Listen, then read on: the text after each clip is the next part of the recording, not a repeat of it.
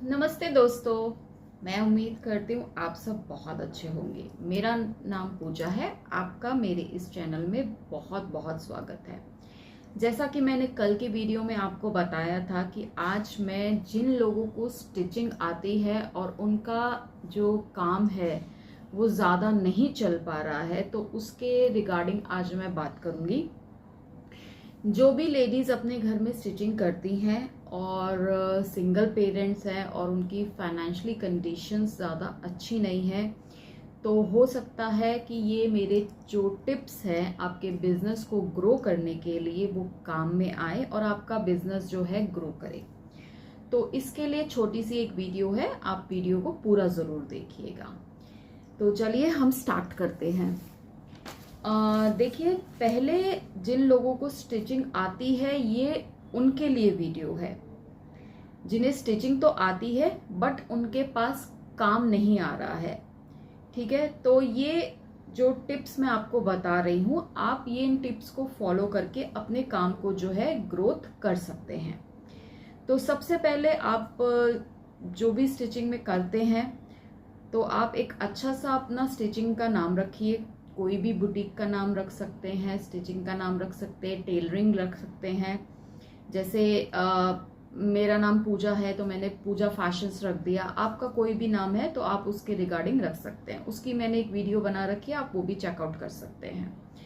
दूसरा, हमें जो है अपने स्टिचिंग के काम में के लिए जो कैटेगरी है उसे सिलेक्ट करना पड़ेगा कि हम जैसे कई लेडीज़ का हाथ जो है बच्चों के काम में, बच्चों के जो ड्रेसेस बनती हैं उसमें अच्छा होता है, और कईयों का लेडीज़ के जो ड्रेसेस बनती हैं उनमें अच्छा होता है। जैसे सूट हो गया, ब्लाउज हो गया, बच्चों में टॉप हो गया, आपका फ्रॉक हो गया।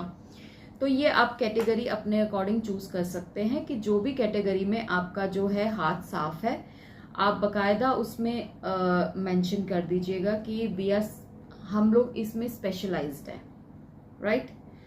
उसके बाद आपको मार्केट की पूरी नॉलेज होनी चाहिए। मार्केट की नॉलेज में आपको ये पता होना चाहिए कि आजकल ट्रेंडिंग में क्या क्या फैशन में चल रहा है, कौन सा लेटेस्ट डिज़ाइन है, लेसेस कहाँ से मिलती है, धागा अच्छा कहाँ से मिलता है। तो आपको ये पूरा जो है जानकारी होनी चाहिए। फिर उसके बाद आप अगर चाहें तो आपके पास अगर काम नहीं आ रहा है तो आप ऑल्ट्रेशन का काम भी कर सकते हैं। ऑल्ट्रेशन के काम में आप सिर्फ ऑल्ट्रेशन ही कीजिएगा, उसमें फिर आप स्टिचिंग को इंक्लूड मत कीजिएगा, क्योंकि उसमें फिर बहुत ज़्यादा टाइम जो है खर्च हो जाता है। और वैसे भी ऑल्ट्रेशन की हमें दिक्कत ज़्यादा होती है अकॉर्डिंग टू स्टिचिंग। तो आप ये भी कर सकते हैं। आप अगर चाहें, आपका हाथ ज़्यादा साफ है तो आप एक कढ़ाई वाली जो मशीन्स आती हैं उनमें भी कढ़ाई कर कर भी आप अर्निंग का सोर्स जो है अपना बढ़ा सकती हैं। और एक, जैसे आपने कोई भी ब्लाउज डिज़ाइन किया है, उसका नेक जो है आपने बहुत ही ज़्यादा डिफरेंट पैटर्न से बनाया है, या बाजू उसकी बहुत ही ज़्यादा डिफरेंट पैटर्न से बनाई है। डिफरेंट पैटर्न का मतलब डिफरेंट डिज़ाइन से बनाई है।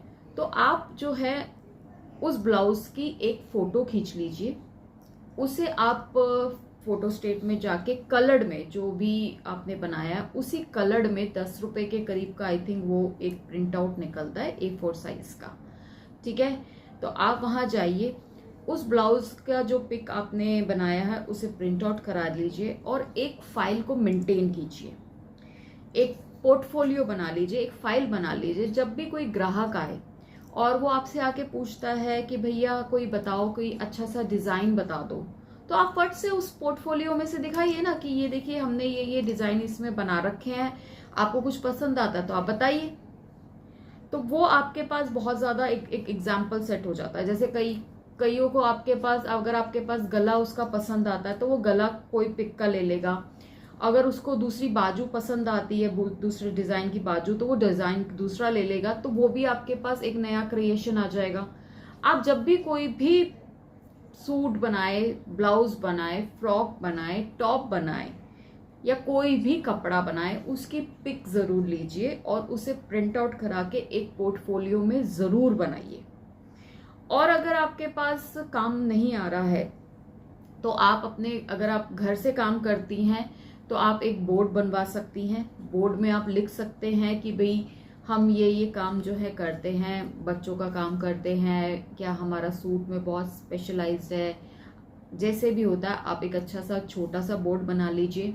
ज़्यादा बड़ा अगर आप इन्वेस्ट नहीं करना चाहते हैं तो आप छोटा सा बोर्ड बनवा लीजिए, वो आप अपने घर के बाहर टांगिए, ठीक है। और विजिटिंग कार्ड बनवाइए। विजिटिंग कार्ड बहुत ज़रूरी है। जब भी आपके पास क्लाइंट आए, ठीक है, तो आप अपना विजिटिंग कार्ड उनको ज़रूर दीजिए और पूरा मेंशन कीजिए उस विजिटिंग कार्ड में कि आपने फ़ोन नंबर क्लियर मेंशन कीजिए, एड्रेस क्लियर मेंशन कीजिए, सूट हम बनाते हैं, ब्लाउज हम बनाते हैं, एक आधा डिज़ाइन भी उसमें आप बना के विजिटिंग कार्ड को ले लीजिए। विजिटिंग कार्ड जो है क्वांटिटी में बनते हैं, तो उसके लिए आपको बिल्कुल मार्केट जाना पड़ेगा और वो क्वांटिटी में आप बनवा लीजिए। फिर उन विजिटिंग कार्ड को अपने नियर बाय जैसे जो धागों की शॉप होती है या लटकन की जहाँ पर शॉप होती है, जहाँ पर वो कैन मिलता है या फिर अस्तर का कपड़ा मिलता है, या छोटी मोटी टेलर की दुकानें होती हैं या बड़े बुटीक्स होते हैं, उन विजिटिंग कार्ड को आप उधर भी दे सकते हैं, ये बोलकर कि भाई अगर कोई काम हो तो हमें बताइएगा, हम घर से काम करते हैं। जैसे कईयों के पास सलवार नहीं बनाते हैं कई लोग, तो वो बाहर से बनवाते हैं, तो वो आप अपना विजिटिंग कार्ड उनको दे के आ सकते हैं। अगर आपको तुरपाई आती है तो तुरपाई के लिए वो आपको कांटेक्ट कर सकते हैं। तो अपना विजिटिंग कार्ड इन जगहों पे आप जरूर दीजिएगा। जैसे धागों की शॉप में भी आप बोल सकते हैं कि भैया कोई हमारे बारे में पूछता है तो आप मुझे बताइएगा या मेरा नंबर दे दीजिएगा। लेकिन अगर आप उनको विजिटिंग कार्ड देंगे तो वो डायरेक्ट आपके पास कॉल करके आपसे बात कर सकता है कि हाँ ये तुरपाई वाली लेडीज है या ये सलवारें बनाती हैं, क्योंकि काम का कई बार प्रेशर बहुत ज़्यादा होता है तो एक्स्ट्रा हेल्पिंग हैंड की ज़रूरत होती है। तो वो हेल्पिंग हैंड भी आप बन सकते हैं, उससे आपके कॉन्टैक्ट्स बढ़ेंगे। जब आपके कॉन्टैक्ट्स बढ़ेंगे तो आपके पास ऑब्वियसली काम आएगा। तो आप ये भी कर सकते हैं। आप चाहे तो छोटे छोटे जो A4 साइज के पोस्टर्स जो होते हैं, इतने ही साइज के आते हैं वो, तो उन पोस्टर्स में आप लिख सकते हैं कि तुरपाई का काम मैं जानती हूँ, ठीक है, या ऑल्ट्रेशन के काम के लिए आप मुझे संपर्क कर सकते हैं। ऐसे करके भी आप छोटे छोटे जो पोस्टर्स हैं, और इसमें ज़्यादा आप क्वांटिटी में मत बनवाइए, आप प्रिंट आउट से बनवा लीजिए, कोई दिक्कत नहीं है, 10-15 बनवा लीजिए। 1 या 2 रुपए का एक बनता है, तो वो आप जगह पे लगा दीजिए, कुछ ऐसी जगहों पे लगाइए जिससे कि लोग आते जाते उस चीज़ को देख सकें। तो ऐसे करके भी आप अपने काम को थोड़ा सा बढ़ा सकती हैं, ठीक है। और अपने नियर बाय तो ऑब्वियसली आप लोगों को पता ही होगा कि आपको कैसे बढ़ाना है। और अगर आपको काम और भी बढ़ाना है तो आप अपने काम को कुछ इस तरीके से भी बढ़ा सकती हैं। जैसे देखिए, आप जो काम जिसमें आप स्पेशलाइज्ड हैं उसको तो आप कीजिए क्योंकि उसी में ही आपका हाथ साफ है। लेकिन एक्स्ट्रा में आप इन सैंपलों को बना के रखिए। हो सकता है कि आपको इन सब के भी ऑर्डर्स आ जाए, और इन्हें डिस्प्ले करके रखिए। जो भी आपकी जगह है, जो भी आपका काउंटर है, उस पे आप डिस्प्ले करके रखिए कि भाभी जी या मैंने ये भी काम शुरू कर दिया है। तो वो लोग आपसे पूछेंगे तो इंक्वायरी दीजिएगा। तो उसके लिए देखिए मैं आपको दिखाती हूँ। ये देखिए, ये मैंने थालपोश आपको बनाना सिखाया था। आप ये एक सैंपल के तौर पर बना के रखिए और उन्हें बताइए कि मैं ये भी बनाती हूँ, ठीक है। और ये मैंने आपको पर्स बनाना सिखाया था, ठीक है। आप ये भी रख सकती हैं और उन्हें बोल सकते हैं कि भैया ये शगुन के लिफाफे हैं, ठीक है जी। और एक ये आपको और मैं डिज़ाइन का दिखाती हूँ। ये देखिए, बहुत सुंदर मैंने बनाया था। एक सेकेंड, ये देखिए, ये बहुत ही सुंदर मैंने पीस बनाया था। ये डेकोरेट करता है आपके सेंटर टेबल को। आप सेंटर टेबल में इसमें बीच में रख सकते हैं, और इसमें ज़्यादा मेहनत भी नहीं है। ये आपको एक बार कट करना पड़ेगा। कट करने के बाद आप इसमें पेस्टिंग लगा के इसे बना सकते हैं। अगर आपको ये नहीं बनाना आएगा तो आप मुझे कमेंट कीजिएगा, मैं आपको बनाना सिखा दूंगी। और बहुत सुंदर लगता है और बहुत इजीली बिकता भी है। और देखिए, मैंने बहुत ही ज़्यादा सुंदर बनाया है, और ये मैंने उसी साड़ी के पीस से ही बनाया था जो मैंने मीशो से मंगाई थी। तो ये भी आप ऐसे करके भी बना सकती हैं, और इनमें ज़्यादा मेहनत भी नहीं लगती और बहुत अच्छे से बिकते भी हैं।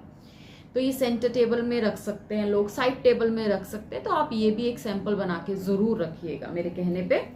और ये देखिए मैं एक आपको थालपोश और दिखाती हूँ, ये डबल लेयर का है। ये देखिए ये डबल लेयर का थालपोश है, पहले वो सिंगल लेयर का था, ये डबल लेयर का है। आई थिंक ये दिख रहा होगा आपको, ठीक है। और ये ऑर्गेन्जा फैब्रिक में देखिए मैंने बनाया है, और ये मैंने ब्रोकेट ली थी, ठीक है। तो इसमें मैंने देखिए लेसेस लगा देंगे, तो ये छोटे छोटे से स्टोन्स आते हैं, ये ज़्यादा एक्सपेंसिव भी नहीं होते, ये 10 रुपए के ग्राम्स में आते हैं। तो ये बहुत ज़्यादा सुंदर लगते हैं और ये वर्थ इट भी है।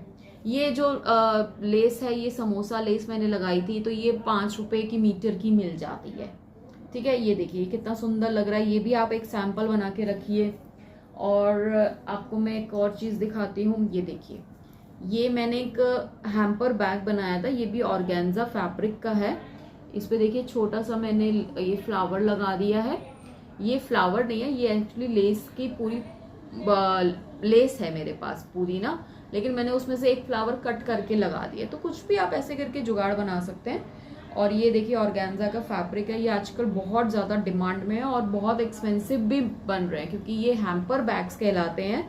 दीज आर हैम्पर बैग्स, ये आपके वो ऑर्डिनरी बैग्स नहीं है कि इसमें आप किलो किलो सामान लेके चलते रहें। दीज आर हैम्पर बैग्स, ये बहुत सुंदर लगते हैं। अलग अलग कलर के भी आप इसमें बना सकते हैं। जो मैंने साड़ी मंगवाई थी मीशो से, मैं उसमें से भी एक बनाकर आपको दिखाऊंगी।